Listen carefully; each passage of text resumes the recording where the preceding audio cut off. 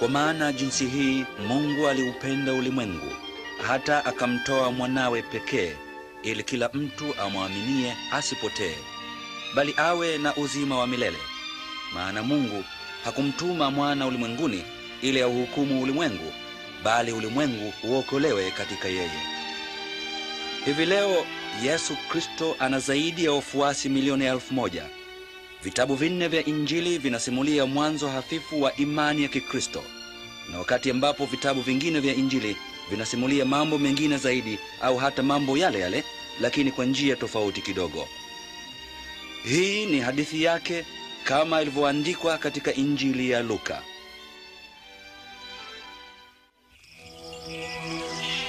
Mpendwa Teofilo, ninakuandikia kwa utaratibu mambo ambayo yametokea miongoni mwetu, ili nawe upate kujua ukweli kamili kuhusu kila jambo. Wakati ambapo Kaisari Augusto alikuwa mtawala wa Roma na mtukufu Herode alipokuwa mfalme wa Yudea, Mungu alimtuma malaika Gabrieli kumtembelea bikira mmoja wa mji wa Nazareti. Jina lake bikira huyo aliitwa Mariamu.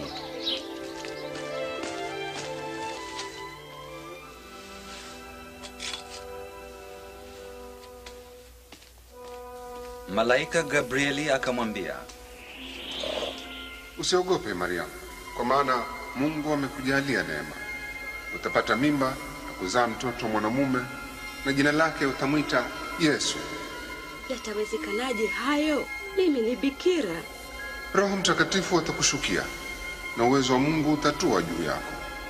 Kwa sababu hiyo mtoto huyo mtakatifu ataitwa mwana wa Mungu. Kwa hiyo Mariamu alifunga safari hadi mji mmoja katika Yudea kumtembelea binamu yake Elizabeti, ambaye pia kwa njia ya ajabu alikuwa mjamzito. Mariamu, umebarikiwa kuliko wanawake wote, na yeye utakayemzaa amebarikiwa. Mara tu niliposikia sauti ya kuamkia kwako, mtoto aliye tumboni mwangu aliruka kwa furaha. Moyo wangu wamtukuzu Bwana. Roho yangu inafurahi kwa sababu ya Mungu Mwokozi wangu. Kia sasa vizazi vyote wataniita mbarikiwa.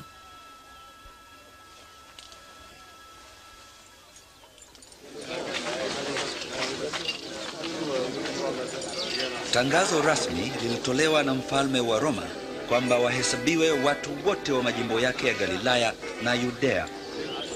Ilimbidi kila mmoja kujiandikisha katika mji alikozaliwa.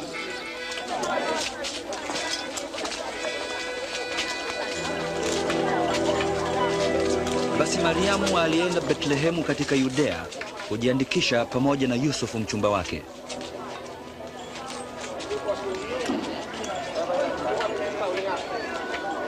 Lakini hawakupata nafasi nzuri ya wageni huko Bethlehemu, bali nafasi walioweza kupata ni katika banda la kulishia mifugo tu.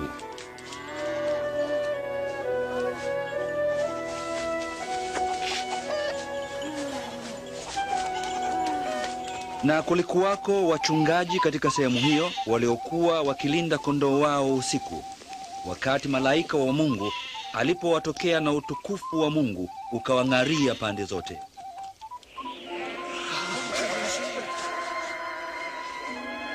Hivi leo katika mji wa Daudi amezaliwa Mwokozi wenu, ndiye Kristo Bwana.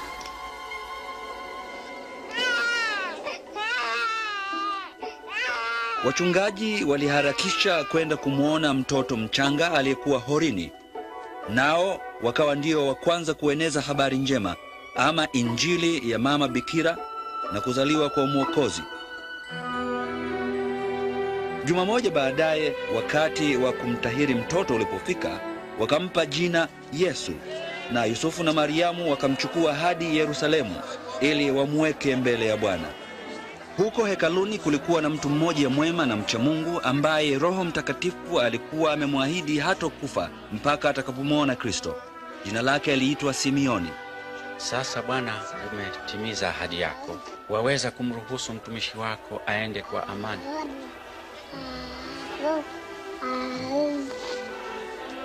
Maana kwa macho yangu nimeuona wokovu wako kwako. Mtoto huyu ameteuliwa na Mungu. na mbarikiwe nanyi nyote.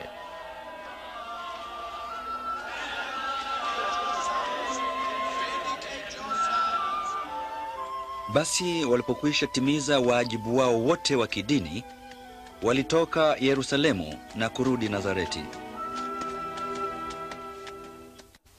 Yesu alipotimiza miaka 12, Yusufu na Mariamu walimchukua hadi Yerusalemu kusherekea sikukuu ya Pasaka. Lakini walipoanza safari ya kurudi kwao, wakidhani kuwa Yesu yu pamoja nao, yeye alibaki nyuma. Walirudi hadi mjini wakimtafuta. Siku ya 3 walimkuta hekaluni amekaa na viongozi wa dini wa Wayahudi. Walimu hao walistaajabia hekima na majibu yake.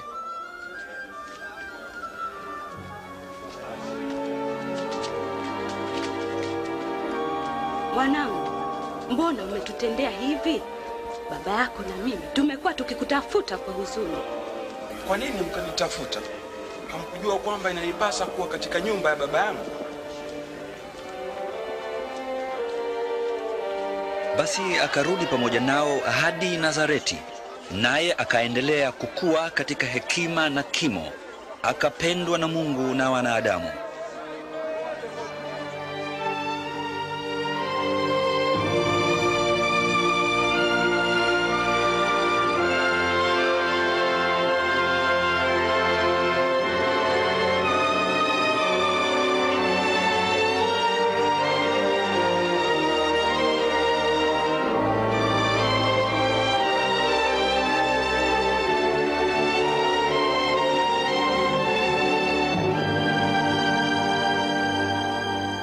Katika mwaka wa 15 wa utawala wa mfalme Tiberio, Pontio Pilato akiwa gavana wa Yudea, na Herode mfalme wa Galilaya, nao Anasi na Kayafa walipokuwa makuhani wakuu, neno la Mungu lilimjia Yohana jangwani, naye akaenda katika sehemu zilizopakana na mto Yordani akihubiri kwamba lazima watu watubu na kubatizwa ili waondolewe dhambi. Ziacheni dhambi zenu mkabatizwe, ndipo Mungu atawasamehe dhambi zenu.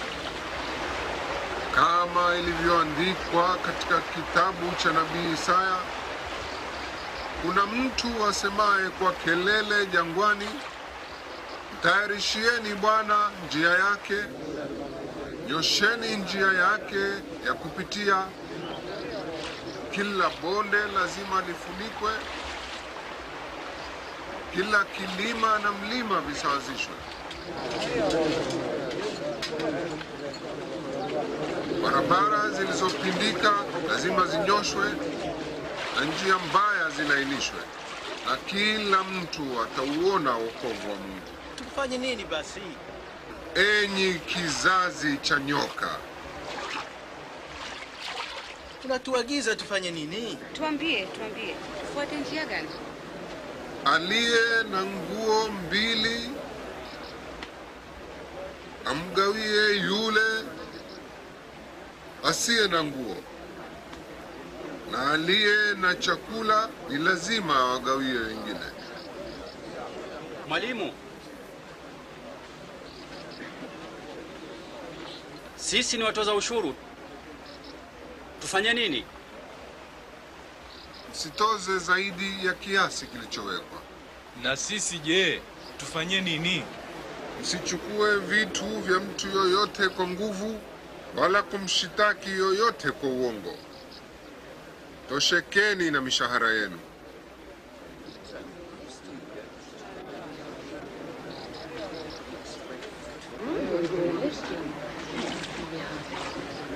Tuambie, wewe ndiwe Kristo?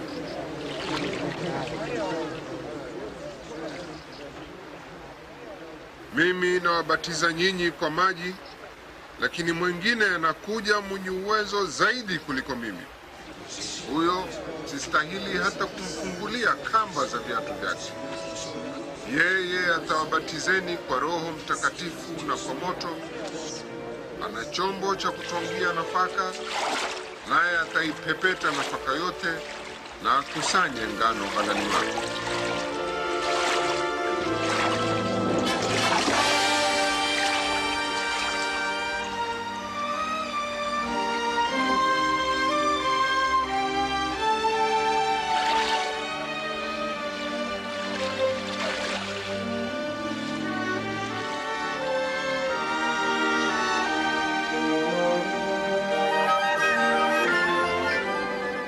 Na Mungu Roho Mtakatifu akamshukia Yesu akiwa na umbo kama la njiwa. Na sauti ikasikika kutoka mbinguni, wewe ndiwe mwanangu mpendwa, nimependezwa nawe.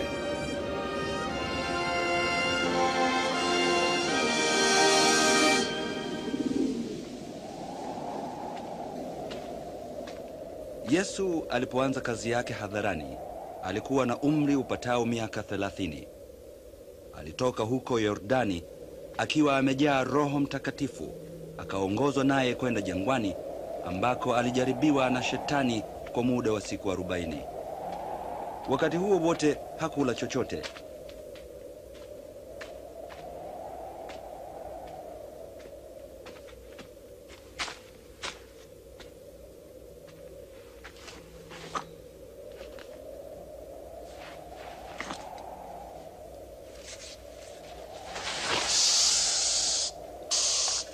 Na Shetani akamwambia, kama wewe ni mwana wa Mungu, liamuru jiwe hili liwe mkate. Imeandikwa, mtu hataishi kwa mkate tu, bali kwa kila neno asemalo Mungu.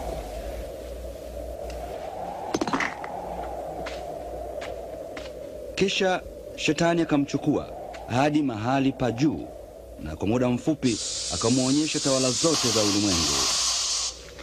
Nitakupa uwezo juu ya tawala zote hizi na fahari zake, kwa maana nimepewa hivi vyote. Nikitaka kumpa yoyote ninaweza. Hivi vyote vitakuwa mali yako wewe kama ukiniabudu. Imeandikwa, utamwabudu Bwana Mungu wako na utamtumikia yeye peke yake. Kisha Shetani akamchukua mpaka Yerusalemu, akamweka juu ya mnara wa hekalu. Kama wewe ni mwana wa Mungu, jitupe chini kutoka hapa, kwa maana imeandikwa, Mungu atawaamuru malaika wake wakulinde. Na pia imeandikwa, watakuchukua mikononi mwao, usije ukajikwaa mguu kwenye mawe. Imeandikwa, usimjaribu Bwana Mungu wako.